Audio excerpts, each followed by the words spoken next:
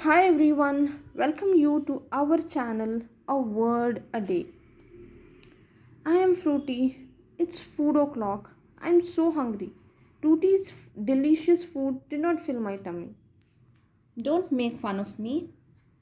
But what to do, Tooty, now? It would be better if you would go to a restaurant. Okay, that's a good idea. Then check for a gourmet restaurant. Gourmet.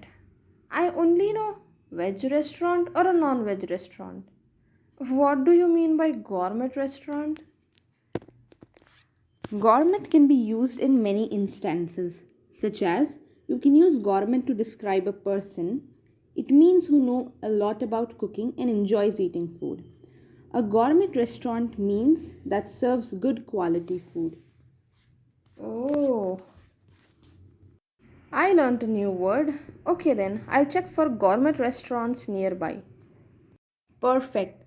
Then check it out.